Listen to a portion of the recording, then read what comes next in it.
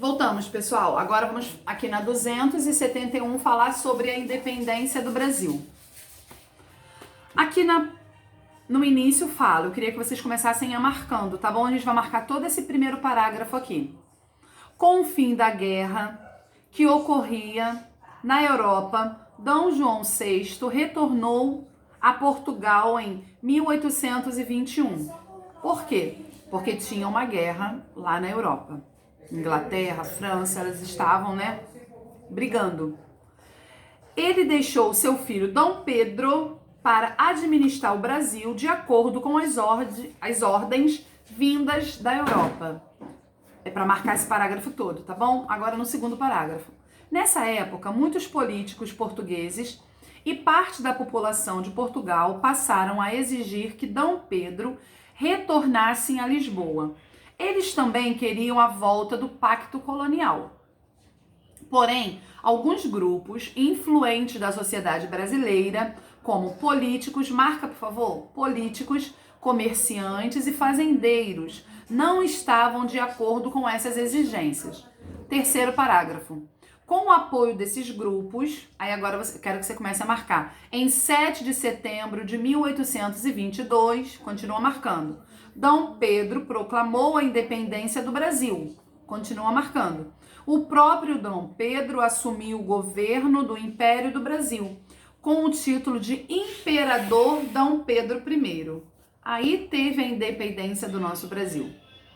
Porque Dom João teve que voltar para Portugal, deixou o seu filho Dom Pedro, e ele, por influência, ele foi meio que obrigado, foi uma questão de opressão ali. Eles estavam reivindicando algumas, como eu posso dizer, um papel, perdi a palavra agora.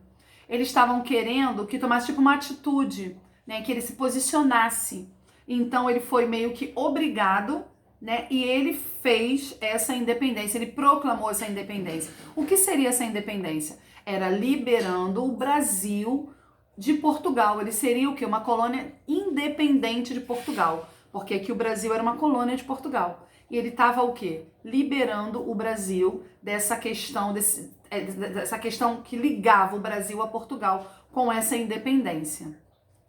Agora a gente vai começar, aqui tem o quadro da proclamação da independência. Olha, um quadro que foi um quadro bem conhecido nos livros, eu acho que quase todos os livros que se falam de independência do Brasil têm esse quadro.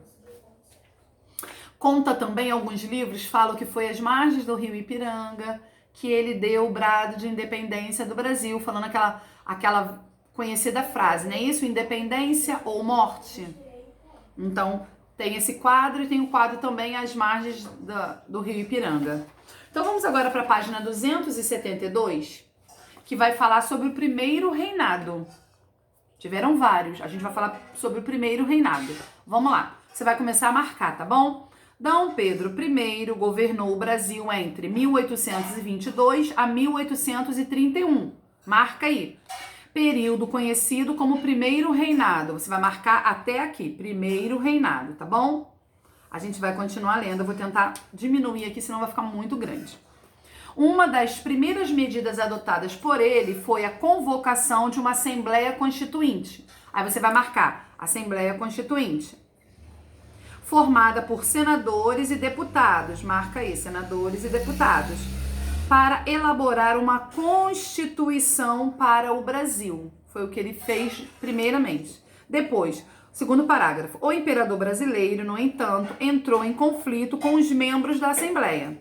Ele tinha uma personalidade um pouco forte, Ele era o imperador, ele que mandava, vivia numa monarquia.